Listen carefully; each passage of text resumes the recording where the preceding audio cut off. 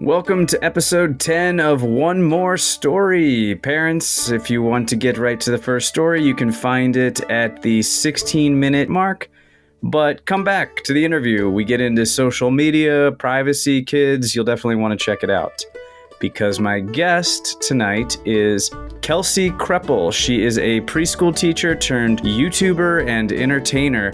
She also has her own podcast, Circle Time with Kelsey Kreppel, and used to babysit my kids until she got too busy and too famous. Kelsey, welcome to the show. Hello. Thank you so much for having me. And just so you know, babysitting your children was one of my absolute favorite things to do. Aww. And I'm so happy I got to do it for all those years. It felt like a long time. It did. Do you remember when the cops, they blocked off our street and they wouldn't let me kiss? I will never forget that. I really won't. That was crazy. And they wouldn't talk to me. They would only talk to you. Well, yeah, that's a topic for another show, I think. Were you here when SWAT came into our backyard? Was that the same time? I think so. I think that might have been the same time. That sounds very familiar. So I feel like I was present for that. Yeah, there was a bizarre period where they just had some manhunts here in the 818. Yeah. And it's generally a very quiet suburban neighborhood. It's a very nice, quiet neighborhood. Yeah, it was surprising. No, it was terrifying. We had drug dogs in our backyard, or whatever they sniff for. Drugs, bad guys, things you're not supposed to. Nefarious things. Right. Yeah, it was a crazy time. It was.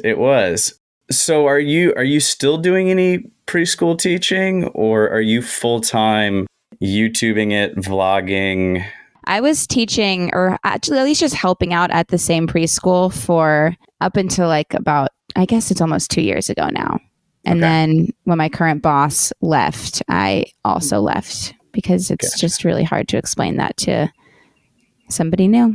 I also vlog, but just don't mind the camera. It's not a big deal. I won't get any kids' faces in it. So I figured that was a sign that I should just focus on what's the career that I've made for myself and really just kind of go for it. Because I think the preschool teaching was a little bit of a safety net. Right. So it was time. Well, that's awesome. So you obviously you love kids. I think that's one of the reasons why you'll be great on this show. You recently got married though, and you banned children from your wedding. So I'm a little. Did. Yeah. It's congratulations, really funny. By the way. Thank you. I don't know how to explain it. You spend a lot of time with them. It's like when you eat at a restaurant, or when you work at a restaurant and then you don't want to eat the food anymore. Yes. I was actually really worried that was going to happen with me, wanting kids of my own. But I think it stopped at the wedding. I just didn't want other people's kids at my wedding, but I can't wait to have my own kids. So yeah. No, totally. I get it. I mean, it changes the mood of things. I just wanted everybody to have fun, I think people sometimes need an excuse to leave the kids at home. No, totally. I think especially now that, I'm 11 years into being a parent. Which is crazy. Yeah. So crazy. You need breaks. And it's this is an adults only weekend? Sure. Yeah. Sorry, Kelsey said you're not allowed to come. I don't make the rules. I'll be the bad guy. So where did you get married? We got married in Palm Desert. Oh, nice. Yeah, it's been my favorite place since I've been a little kid. We used to go, or we still go every year, my family, for Easter. And so it was kind of always my dream to get married there one day. And was this a big wedding, small wedding? People come in from all over? People did come in from all over. My husband is Canadian, so there was, some international travel. Not super crazy international, but people were coming in from all over. And, some people I've talked to make it seem like my wedding was really small. And then some people make it seem like it was the biggest wedding ever. It was 150 people. That's what we did. Okay. Yeah. I think I've been to like weddings with like 250 around there, and it seemed kind of like a lot. That's a lot. And so we wanted to keep it as small as we could. So 150 was a good middle ground, I feel. Yeah, and it's easier to keep it small when you tell people that they can't bring their kids. Exactly. So. Yeah, that was the goal. Well, I'm particularly excited to have you on because you are thriving in a space that many of us old farts are unfamiliar with, which is I feel like an old fart a lot of the time too, just to be clear. Well, I remember one of the first times I met you, we were at an event at the school and I was wearing a Grateful Dead t-shirt and you said, "Oh, that's my dad's favorite band." And you instantly made me feel ancient. Oh my God, did I make you feel old? That's so sad because I was probably like, this guy is cool and he actually like gets it. And so you're one of the only parents I probably wanted to talk to. And I said that and I made you feel bad, but I just thought you were cool. No, but it is. It's funny when you get to my age as a parent and you're meeting teachers, you're just assuming everyone's your age. And then you're like, wait, no, these teachers are young. Yeah, I know. I also tend to look younger than I am. I think like yesterday I was out to lunch with my parents actually, and we were at this place that they go to all the time. And so they knew the waitress and she was like, "Oh my gosh, are you home from college? Are you visiting?" And I was like, "I am 30. I'm not home from college." But that'll be very flattering in about 10 years. Yeah, eventually it'll be fine. You know, eventually when I don't have to tell people I'm not like 19, then it'll be great. Right. So how did you get started in YouTube space and the vlogging and everything? Tell me a little bit about that. When I met my husband, he had just started making YouTube videos full time. And it was a world that I was not very familiar with, but it seemed fun. And he, was his own boss and he was self-sufficient and all of that kind of stuff. And so I was curious. And at the time I was nannying actually, because I had to stop teaching for a bit just because I needed to make more money to support myself than what I was making teaching. Unfortunately, teaching doesn't really cut it. I know, it's a bummer. It should. Yeah, it absolutely should. But so I was nannying and I really didn't like nannying. And so I wasn't happy with my job. And then he would also kind of ask me to be in his videos. And I really loved doing that with him, but I didn't, and I wanted to keep doing it, but I didn't want people to just know me as like Cody's girlfriend or just like the random, like the girl that's in Cody's videos. Like if I'm going to put myself in this position, I want people to like know me for me. And so I was like, I'm not happy with my current job. Seems cool to be your own boss. Like maybe I should just try it. And so for Christmas that year, he got me like a vlog camera and was like, shoot for the stars basically. And then, so I started making videos and it worked out. And here we are.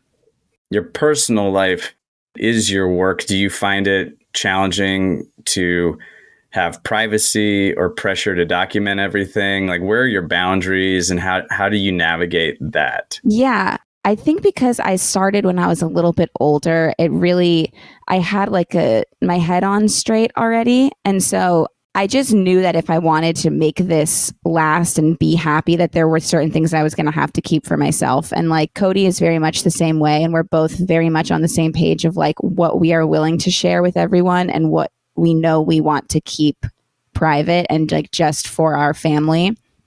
And it's never been like, we're always like, our family is the first priority. And so like, if there are times when I don't want to film or there's something that I want to keep for myself, even if like I know it would get a lot of views or whatever, like our wedding video, for example, that will not see the light. Like that will not be on the internet.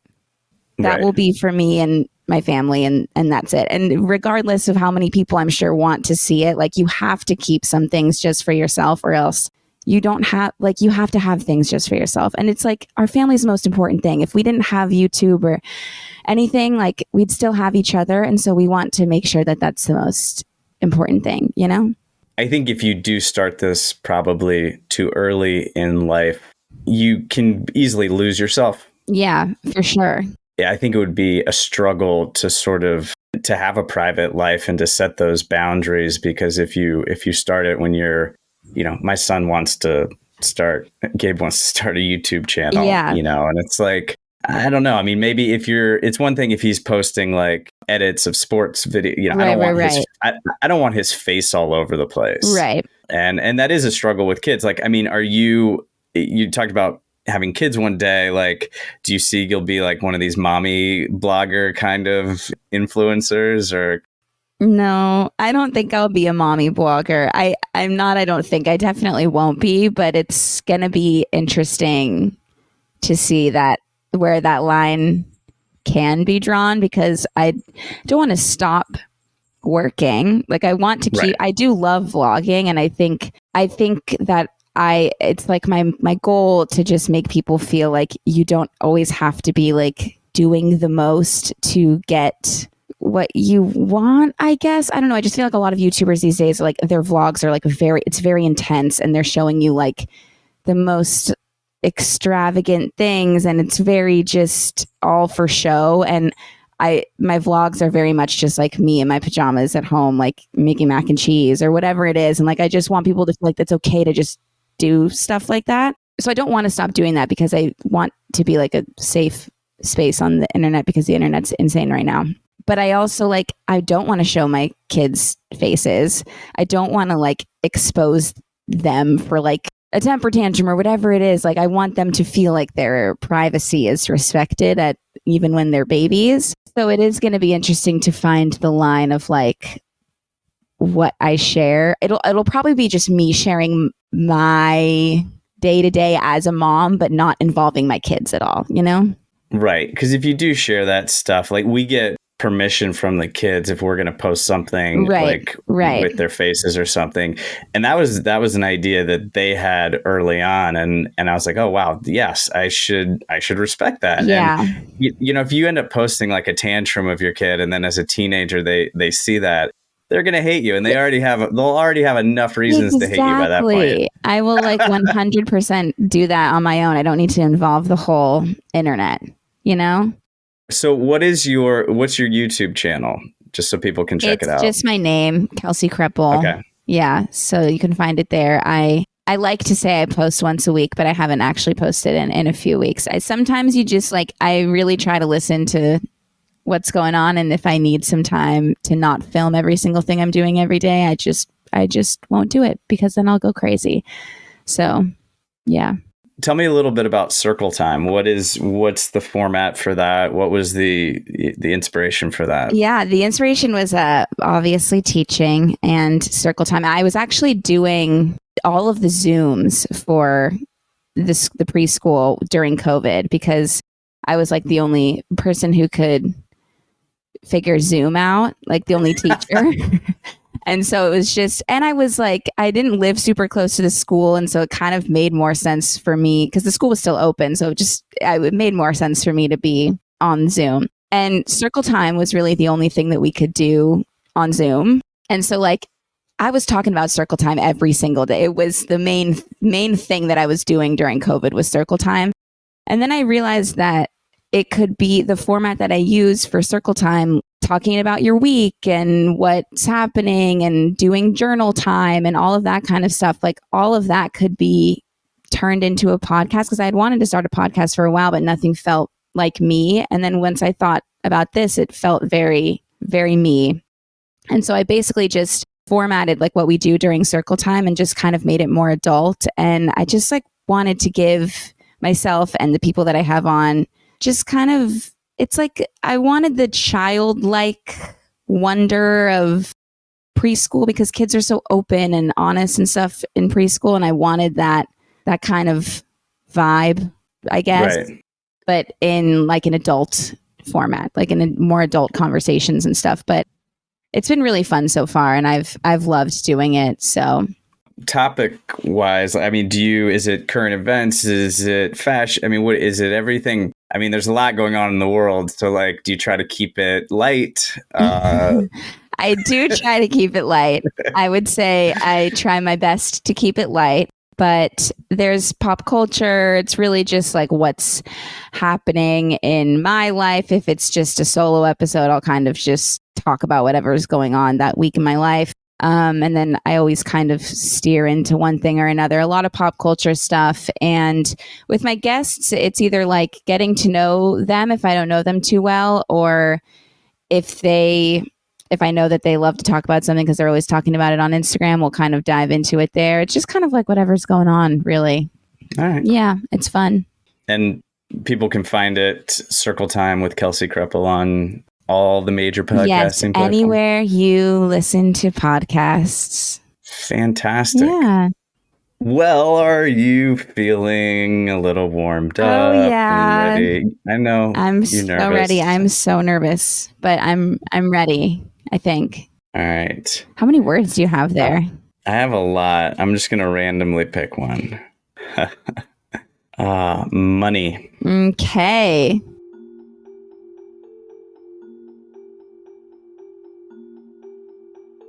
Once upon a time, there was a young boy who grew up in the middle of Oklahoma and didn't have much money. And he lived in a very small house with his parents and his sister. His name was Jeremy. And Jeremy, from a very early age, the parents did everything they could to provide for him and his sister. But he went to a school where there were some other kids who had a lot of money. And from a very early age, he was fixated by this idea of becoming rich. He did not want to live the way his parents lived, because around the holidays, for Christmas, they'd always get him and his sister a gift, but it was nothing special. A lot of times it was a used toy that they got at Goodwill, and it made them happy. But he would go to school and he would see a kid at school talking about the Xbox he got, or the kid that was wearing the new Nike Airs and was selling them on StockX and starting a business of his own, and he was wearing jewelry. His name was Clarence. Clarence always had all the bling, and he had the fancy shoes. He had an eBay store. He had a StockX thing, and he was killing it. So Jeremy and Clarence were friends, and Clarence was a cool kid. He wasn't like a snotty rich kid or anything, and they really liked each other. They had a genuine friendship. And Clarence said to Jeremy one day, he said, because Jeremy was admiring his Air Force Ones, and he said, Jeremy, my parents aren't super wealthy either, but I just, I have a good mind for business, even as a 9-year-old kid. And I've started some of these things on my own, and maybe I can teach you my ways, and maybe you can start your own shoe selling operation. Maybe you could be a successful sneakerhead like me. And Jeremy thought that was an amazing thing, because what kid doesn't like cool sneakers? So one day, Jeremy went over to Clarence's, and Clarence got him on the computer, and he started a StockX account for him. And he said, all right, Jeremy, this one time, and you're gonna have to pay me back, but I'm gonna give you this pair of shoes, and I want you to list them. And then from there on, you can start your business and you can start earning a lot of money. So he did. He let Jeremy take the laptop home and the sneakers, took a photo of them, posted it. That night, Jeremy went to bed. The next morning, Jeremy woke up and he had an offer for the shoes. And he was so excited because this was the start of his sneakerhead career. And he was thrilled. But the offer was for less than he originally thought that the shoes should be. And so Jeremy went to Clarence and he said, Clarence, what should I do? And Clarence, he helped him figure out how to work out with the buyer and get the price that they originally wanted. So he sold the shoes for the original price, and it was Jeremy's first sale, and he was so excited. And then he wanted to keep selling the shoes, but he didn't have the shoe collection that Clarence had and the connections to sell or to find the shoes. So he did what he had to do, and he went home and he found a couple pairs of shoes in his closet, the only 2 other pairs of shoes he had, and he put them online and he put them up for sale. And in a couple days, both of those pairs of shoes sold. And he couldn't be more excited. He was finally making money and he was selling his shoes and he was doing just what Clarence was doing, but he wanted more. It wasn't enough. So he did something he shouldn't have done. And he snuck into his sister's room and he took a pair of her shoes and he just put them online and he put them up for sale. And he didn't tell her, didn't tell his parents, and he sold his sister's shoes. And a couple days later, his sister realized that her favorite pair of shoes were gone.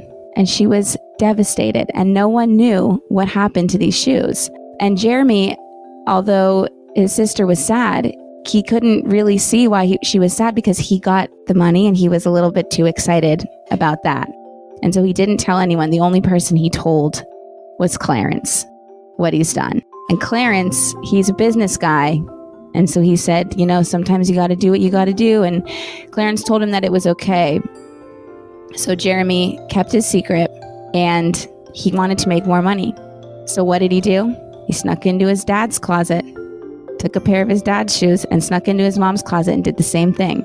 And then his parents started to realize that Jeremy's piggy bank was getting more full and their shoes were going missing. And his parents started to realize that maybe something was going on with Jeremy. And they sat him down and they talked to him. And they didn't want to accuse Jeremy of stealing their shoes right off the bat because they wanted to give him the benefit of the doubt. He had always been a good kid. But what they didn't realize was that the lure of money was so great that it had compromised his values. So they asked him, Jeremy, do you know where all of our shoes are? Because they had, for a couple days now, just all as a family been walking around barefoot. They had to send their daughter to school barefoot, and they were getting letters from the school. It was not a good look. And his dad, who worked in construction, needed shoes. It's very dangerous to work construction in bare feet. There's all sorts of hazards, right? And stone-faced, Jeremy looked them in the eye and said, I don't know what happened to your shoes. And they were really disappointed because they knew he was lying. But they didn't know what to do about it because, again, he had always been a good kid. So Jeremy went off to school that day and he realized he'd run out of shoes to take from his family and he needed more shoes to sell. He was absolutely addicted to selling shoes. So during gym class one day, everybody had finished their exercises and kids were getting changed in the locker rooms. He snuck in to a couple kids' bags and stole their shoes. What he didn't know was that the gym teacher saw him. He was caught red-handed. And so the gym teacher called his parents into the office, called in the principal. Jeremy, I saw what you were doing. I saw you taking all of your friends' shoes, all of your classmates' shoes, and it's not okay. You've been caught, and I just want to know why you're taking everybody's shoes. What's happening here? What's going on? And then the gym teacher said, I noticed your parents are also barefoot.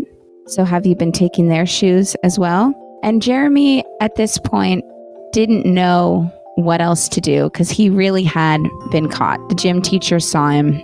He couldn't help himself. And so he finally came clean. And he said, I've been taking people's shoes because I found a business and I wanted to make money. I wanted to get a job for myself because he meant well when he was selling his shoes. He just wanted a job. He wanted to make some money, but then he got too excited about the money. And then he started to just get a little greedy and try to get as much money as he can. And he didn't realize what he was taking from everyone else. And so he came clean. His parents said, we had a feeling, this is what we tried to talk to you about. And while they were all sitting in the principal's office, which is right next to the nurse's office, they hear Jeremy's little sister is in the nurse's office, and she was upset because she accidentally stepped on a staple and she didn't have any shoes.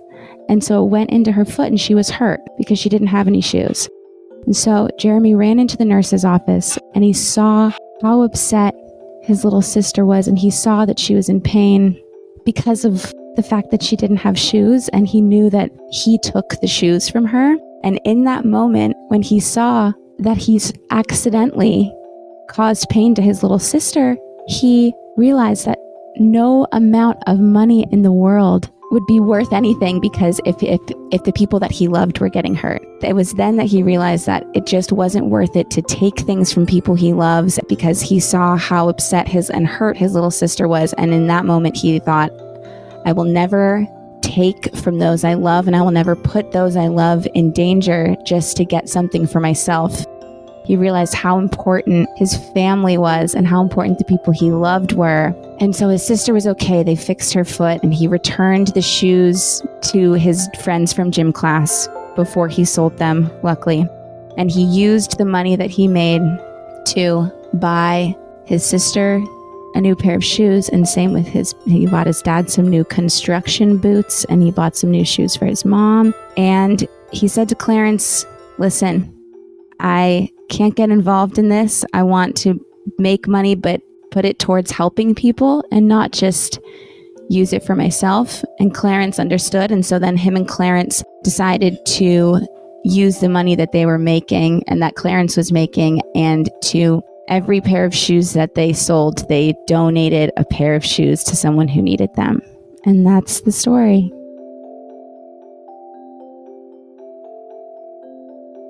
Okay, that was great. Kelsey Kreppel, are you ready for your solo story? I guess so. Yes, I am. Perfect. The word is BFF. Oh my goodness. Okay, BFF.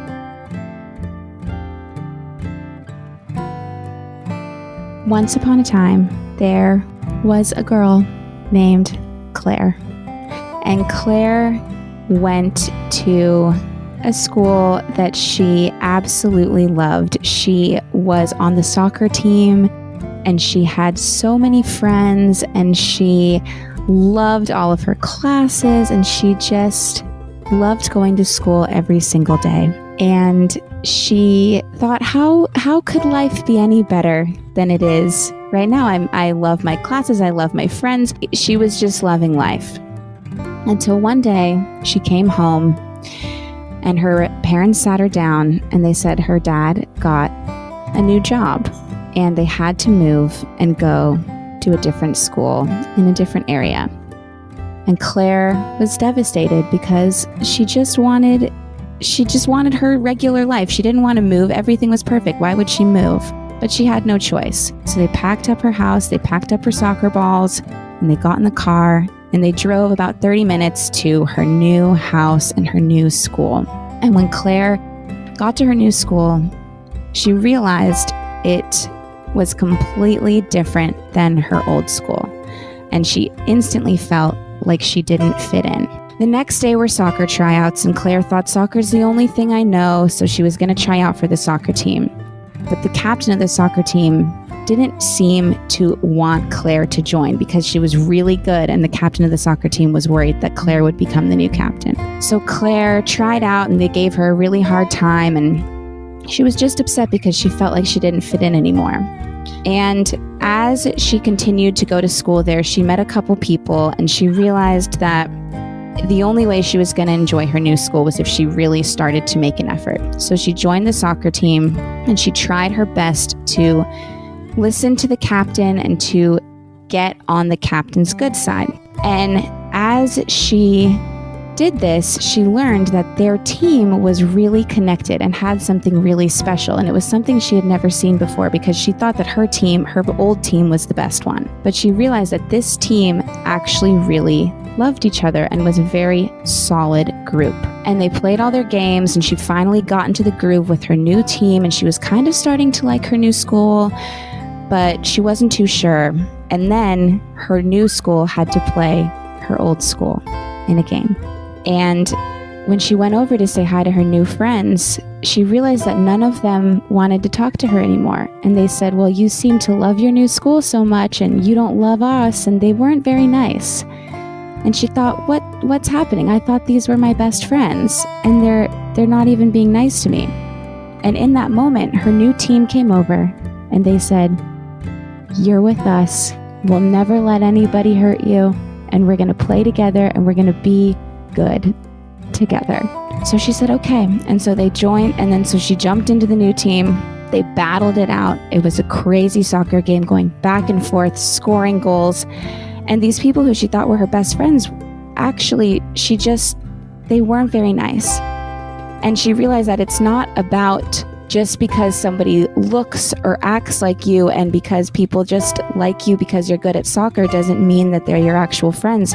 Because this new team, even when she was at her lowest point, when she was the new girl, they let her join and they showed her what it was like to be a true friend. And just because she wasn't exactly like them and she came from a different area and she looked a little bit different than them, they still let her join because they were actually friends. And they showed her that it's not about where you come from or how many friends you have, but it's about being there for the people that are on your team. And they stick by you and they're on your team no matter what. And so she realized that those were her true friends. And after the crazy intense game, her new school won the game and they all celebrated. And she learned what it meant to be a true best friend. And she learned that it was about being there for the people around you, no matter where you come from or if you're new or if you're nervous. It's not about fitting in with everyone. It's about being who you are and doing what you want to do. And she joined the soccer team because that's what she wanted to do. And they let her, and those were her true friends. And she realized that that's who she wanted to be best friends with. And it wasn't just the people who she thought she should be friends with. And so they continued to play their game.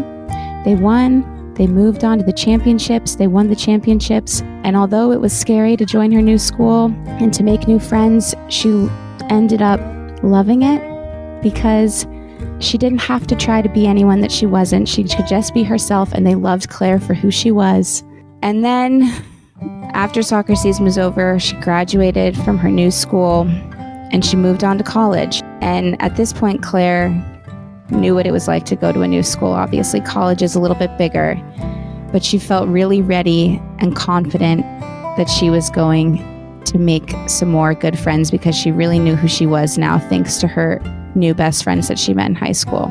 So when she went to college, she joined the soccer team, and it was really there that she found her absolute best friends ever because they all lived together and they traveled to different schools and to different states together. And her college soccer team, they all got really, really close. And she met her absolute best friend there. And that is where she learned that sometimes your best friends turn even into more than that, because she considered these girls like sisters to her because they were living together and they were traveling so much. And something really special happened where her best friends from high school came to one of her college soccer games, and they met her now college best friends, and having all of her best friends together in one room, or on one field, I guess, made her so happy. And she realized that when you find good friends around you and you get to introduce them to each other, you'll see that they become really good friends too. And it's nice to meet your friends' friends, because a lot of times that's where you'll find new best friends, because you have a mutual love for someone and then you come together and it's like one big happy family. So she got to see her high school best friends from the school that she went to, and then her new college best friends become friends. And then once they graduated college, they moved on, and they were all like one big conjoined happy family of all of her best friends. And that is when she realized that she was the luckiest girl in the world. It wasn't when she just went to a school and was popular and played soccer, but it was when she had all of her best friends around her. That's when you're lucky, is when you just have those good friends around you. And she was so happy. The end.